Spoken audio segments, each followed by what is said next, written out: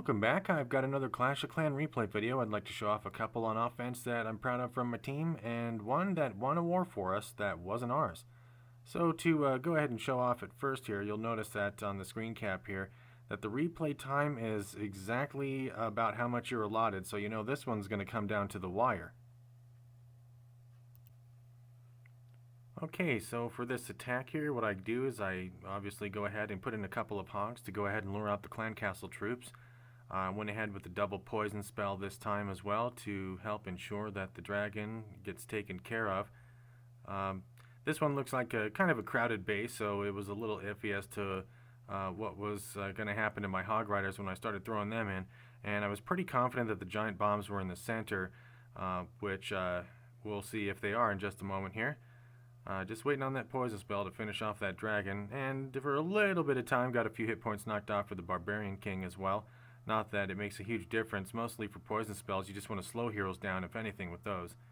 So now I got the kill squad going out. I got a level 5 and a level 4 golem helping me out here, and put them out where not only were they close to the archer queen to hopefully get the archer queen taken care of first, but what was convenient was that the army camps are right there, and usually it's easier to funnel in the kill squad when there's something like a set of army camps right next to each other.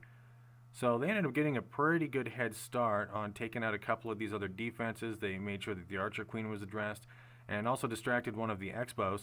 So I put the hog riders in the bottom here, and start having to make their way left. Now I was getting a little wary of seeing if I needed to prolong the heal spell at first there, and I kind of did it just in time there. And I placed it just carefully enough that it managed to help me out in the corner of the core there, because you see that one of the giant bombs just went off. And I wanted to make sure that I did have some coverage over there for where the hog riders were going. That way if the giant bombs were in one of those spots, I could make sure to handle it. But on the way back around the base, the hog riders were definitely being able to take care of the defenses without running over the giant bombs. In the meantime, the archer queen was just getting a little bit in danger there with the Tesla coils up at the top end near the town hall. Now by this point, the hog riders are taking advantage of the rest of the heal spell, and it's getting a little close for them. It seemed like they might have been able to get taken out before the rest of the defenses were taken out there. But they managed to get it done. They managed to do a little more damage before they lost it. But now you see here that the archer queen definitely was at risk there. She's down to a sliver of health, so it pretty much means the next thing that tries to get her is gonna go ahead and take her out. Now at this point, with the defenses being gone, there isn't too much risk to her, but I was suspecting that any remaining giant bombs in the core were going to go after her. Now I got some archers in the top there for some more cleanup. A couple of wizards are left over, and there's about a minute to go, so it looks like things might be handled here. Still, with I still have this minute to go, and I'm thinking, man, I wonder if they're going to get all the way around to that gold mine that's at the bottom end, and then it ends up becoming a crucial part. As you can see here, the wizards and archers on the outside at the left here, they go for a builder's hut that was off in the corner. In the meantime, I'm noticing I still have a golem, a couple wizards, and the last bit of the archer queen's endurance going for me. Problem is, they walk ahead of the golem and hit the two giant bombs, so it takes them out of commission. Now at that point, I'm thinking the golem's not nearly going to be close enough in time to get the wall knocked down to help out with that gold mine. So I know it's up to the remaining troops that are off to the left, and they're still trying to pick at some walls. Fortunately, a few of the archers decided to go for the gold mine right away, and yet I'm still looking at this thinking, oh, they're not going to get it in time. But as you could see earlier on, this replay took 3.5 minutes, so that means the archers had every second they needed and not a second more to go ahead and take that base out. So I was pretty happy about hitting that one straight across for 3 stars up at the top of the ranks. Okay, so now I'm going to provide another little bit of overlapping coverage with Koala's latest video on this particular attack.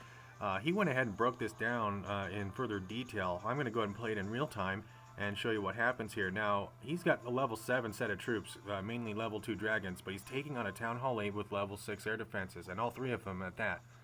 This makes it a pretty challenging attack for Koala, but he was up to the challenge. He goes ahead and does his clan castle lure a little bit differently, taking on the dragon that comes out with 2 dragons. Normally he'll face it with 1 dragon and then instantly come out with a couple of wizards to help supplement the damage. But in this case it still works out for him. Now the barbarian king and a wizard that he has left goes ahead and starts taking out a couple of structures. But now his next focus is to get the hog riders to that next air defense that's on the right there and make sure that that gets out. hopefully get a little more something destroyed as well. Goes ahead inward a little bit further with the lightning spells and uses the 3 lightnings to take out the other one. Now at this point I'm thinking, depending on where the dragons position themselves as they're aiming for other structures, that other air defense might actually do them in. But luck seemed to be a little bit into the Koala's favor because for the most part, see right where the dragons are right now, I'm expecting the air defense to start hacking at them. But a little bit of time was saved, and that's just enough actually to get these dragons into the center area of the base to go ahead and give that air defense a challenge. At the same time, he was smart enough to get behind the air sweeper so that it wasn't really messing with much. Then he just has a couple of these other dragons mainly cleaning up by the end, but gets the air defense just in time, really. Now, it's still kind of anybody's guess as to whether or not he's going to really take everything out, because most of the dragons that are still in play are actually in a pretty dangerous position. They have low health for the most part. There are still 2 of them left that have pretty strong health, so as long as they can get to where they need to go for these last 3 defenses, mainly the Archer Tower and the Wizard Tower, then they'll be okay. Still, it's kind of one that looked like it was coming down to the wire, because as you can see, the Wizard Tower addresses one of the other dragons. Another one being handled by the Archer Tower there, and the dragons were kind of seeming to beat around the bush before it got to them, but it looks like things worked out here. One more little air bomb comes up to take out one of the dragons, but apparently 1 left is all you need to get that other 6% damage. So at this point, it's just a matter of time here. And as you can see, just needed about 20 more seconds to finish off the last couple of structures that remain. So we were all very impressed to see this attack happen the way it did. Koala did precisely what was needed to finish it off, going up a town hall level in order to beat it and contribute towards a successful raid. Alright, so at this point now I want to show the final attack of one of our recent wars here. The opposition's number 1 went after our number 6, Bill Ganks. Bill Ganks is a solid player for the team, typically gets us a lot of war stars, and he also has a pretty good defense going on. Now, he's relatively new to Town Hall 9, so their number 1 being a Town Hall 10, we thought was probably going to give him a hard time. Now, at this point, the battle prior was basically the one that ended up clinching the results for us, because even if the attacker here gains an extra star by 3-starring Bill Ganks, what's going to happen is that we're still going to have the tiebreaker edge for the win. They couldn't have done enough percentage damage for the total destruction in order to catch up at this point. So basically we're just kind of watching the battle unfold to see if they get even closer. Now, one of the mistakes that's made here is that they didn't really do a great job of funneling the troops into the core. You'll see that they don't much go any further inward than this. And as well, the wizards are getting bunched up as they're deployed here, so many of them are being taken out by things like the dragon from the clan castle, the wizard towers that are in range are getting to them, mortar shells perhaps as well. So the wizards being picked off as early as they did ended up reducing the chances of this being a 3-star attack. Additionally, one of the flaws to this attack is that the P.E.K.K.A.s end up staying outside.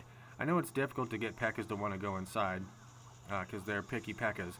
So, by not even getting any of them in, there was nothing to address the core of the base. As you can see, the Archer Queen's all alone in the middle, and the spell's kind of just wasted being used on her alone. But while the Town Hall is taken down, the Teslas that are in the core of that base end up pretty much handling things shortly afterward. Meanwhile, the rest of the troops are all on the outside. The wizards get just in range to get finished off.